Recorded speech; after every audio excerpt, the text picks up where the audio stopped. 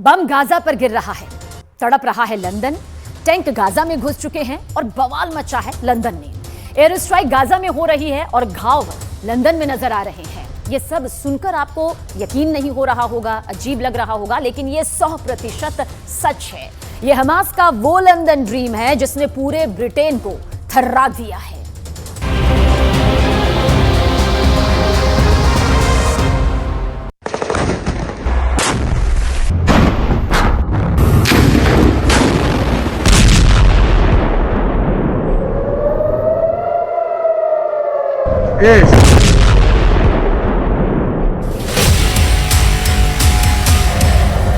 जंग लड़ी जा रही है गाजा पट्टी में, लेकिन तूफान खड़ा हो गया है लंदन में।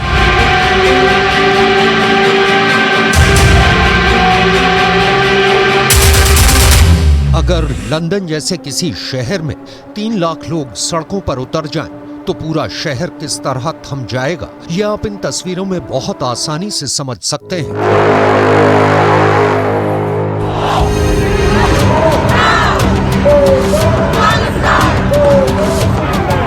लंदन में इन दिनों माहौल कुछ ऐसा ही है।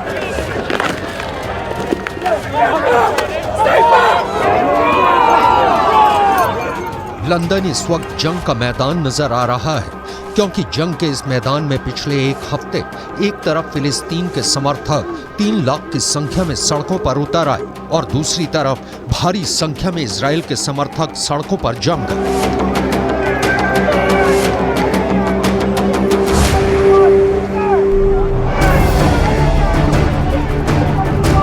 ब्रिटेन के कई अखबारों में रिपोर्ट्स हैं कि इजराइल और हमास के समर्थक भिड़ गए, हाथापाई की नौबत आ गई।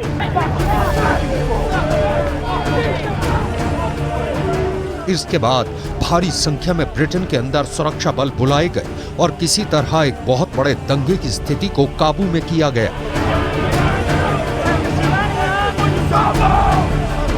गाजा में इस वक्त जो कुछ भी हो रहा है, पूरी दुनिया में करोड़ों लोगों की रूह कांप गई है। दुश्मन को किस तरह और कितनी बुरी तरह से कुचला जा सकता है, इसका बेहतर खतरनाक उदाहरण इजराइल ने पेश किया है।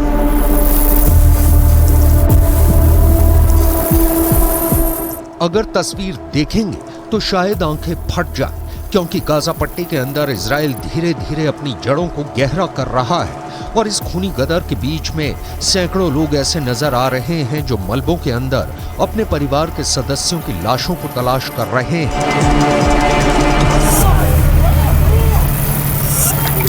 بتحس انه ناقص إشي من حياتك، انت عارف الوالد اساس الحياة، وهي حاليا قاعد ببحث عنه عشان انا ارتاح نفسيا، عشان انا اروح ادفنه بايدي، لانه لو ضل موجود هيك انا برتاحش، حتى كل ليلة بصير أحلم فيه، بصير معي كابوس। हमास और इजराइल की जंग लगभग 1 महीने से चल रही है और 1 महीने की जंग में रिपोर्ट ये आ रही है कि अब तक 3000 से ज्यादा लोग इमारतों के मलबे के अंदर दफन हैं। ये संख्या और ज्यादा भी हो सकती है।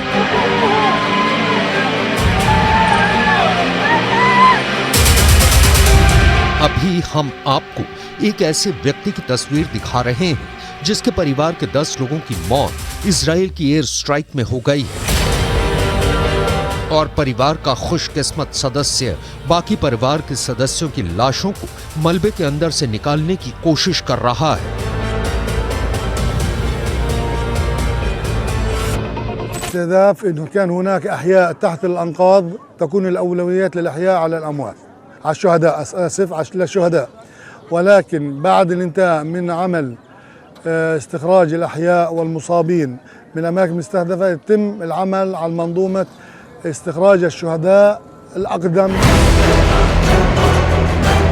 जंग को 1 महीने से ज्यादा हो गया। अगर कोई 1 महीने से मलबे में दबा हो तो उसका जिंदा रह पाना तो लगभग नामुमकिन है, लेकिन किसी तरह उसका अंतिम संस्कार किया जा सके, इसकी जद्दोजहद के लिए भी गाजा पट्टी में गली गली में सैकड़ों जंगें लड़ी जा रही हैं।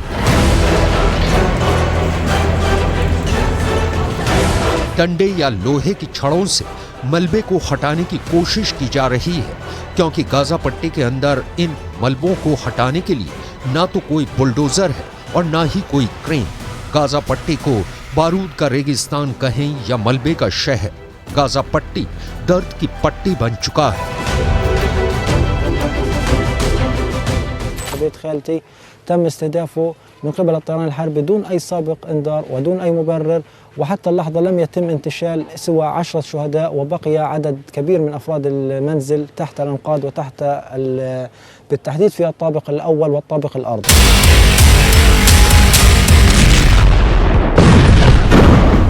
दूसरी तरफ हमास जो इस तबाही का साझेदार है और जिसने इस तबाही की रूपरेखा को तैयार करने के लिए 7 अक्टूबर का आतंकवादी हमला किया था, वो बिल्कुल घुटने पर नजर आ रहा है। अब पछताए क्या हो तो जब चिड़िया चुग गई खेत, ये कहावत हमास पर बिल्कुल फिट बैठती है।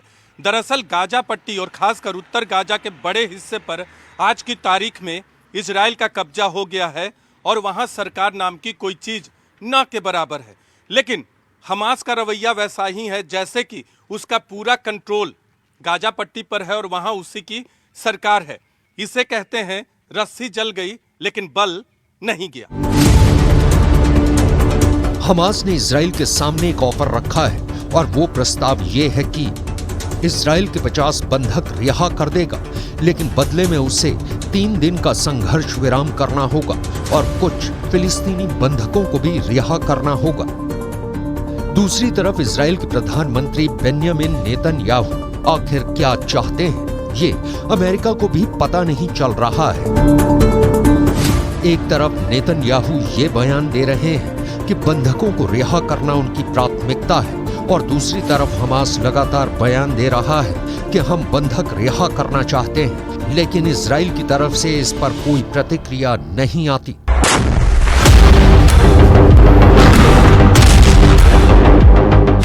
यहां बिल्कुल साफ नजर आता है कि इस जंग के पहले दिन से ही नेतन्याहू का ध्यान सिर्फ दुनिया को दिखाने के लिए बंधकों की रिलीज की तरफ था, लेकिन असल में गाजा पट्टी के अंदर जो हो रहा है उसको देखकर साफ नजर आ रहा है कि नेतन्याहू गाजा पट्टी को इजराइल के कब्जे में लेकर इतिहास में अपना नाम दर्ज करना चाहते हैं। और उन्होंने एक अंतर्राष्ट्रीय समाचार संस्था को दिए एक इंटरव्यू में ये कहा भी है कि गाजा पट्टी की सुरक्षा के लिए वो अनिश्चित काल तक गाजा पट्टी पर कब्जा रखेंगे।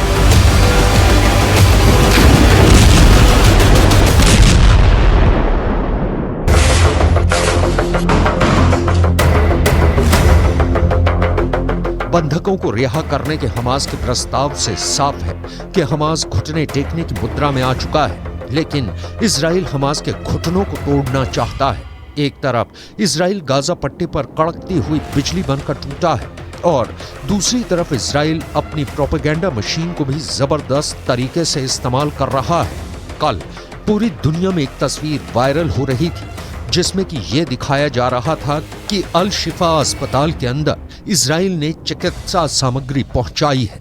और आज एक और तस्वीर पूरी दुनिया में दिखाई जा रही है कि एक फ्यूल टैंक यानी ईंधन गाजा पट्टी के अंदर रफा क्रॉसिंग के माध्यम से पहुंच रहा है। पूरे 1 महीने और 5 दिन के बाद गाजा पट्टी के अंदर फ्यूल आया है, ईंधन आया है।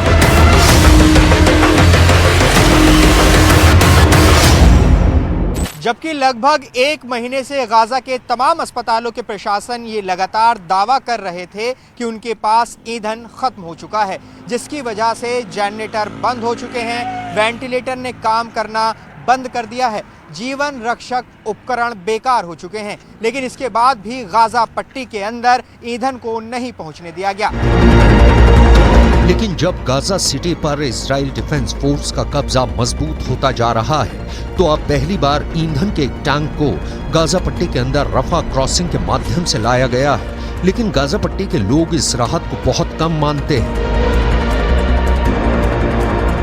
طالعة جسد وروحي مش موجودة معي، إن أنا هلأ بدي أطلع وأسيب كل شيء ورايا، حلمي، أهلي، كل الناس اللي أنا بعرفهم। गाजा पट्टी के लोगों को जो क्षति पहुंची है वो इंसानों की मौत है, परिवार के सदस्यों का खो जाना, ये दिल में हुए घाव की तरह है। इन लोगों के जीवन में एक सूनापन घर कर गया है। ये जंग का एक ऐसा घाव है जो कभी भर नहीं पाएगा। العالم كله بيتفرج علينا، يعني ما فيش محرك ولا حدا محرك ساكن. كل الشعب يعني بتحس كل الشعب متواطئ ضد الشعب الفلسطيني. احنا بنناشد الدول العربيه والدول الاوروبيه انهم يحاولوا يوقفوا هذا الحرب، بغض النظر احنا مش محتاجين مساعدات انسانيه، احنا فعليا محتاجين نوقف الحرب او الاباده الجماعيه اللي بيرتكبها الاسرائيليين بحق الشعب الفلسطيني. कुल मिलाकर इस जंग में हमास ने गाजा पट्टी के लोगों को बहुत बड़ा धोखा दिया है, या यूं कहें कि शायद हमास को ईरान जैसे कई कट्टरपंथी सरकारों वाले मुल्कों ने एक बड़ा धोखा दिया, क्योंकि हमास को जंग के लिए उकसा तो दिया, लेकिन जब गाजा पट्टी पर ताबड़तोड़ हमले शुरू हुए तो बड़ी बड़ी डींगे हाँकने वाले इस्लामी मुल्कों के रहनुमा गायब हो गए। जुबानी जमा खर्च के अलावा इजराइल पर दबाव डालने में कोई कामयाब नहीं हुआ।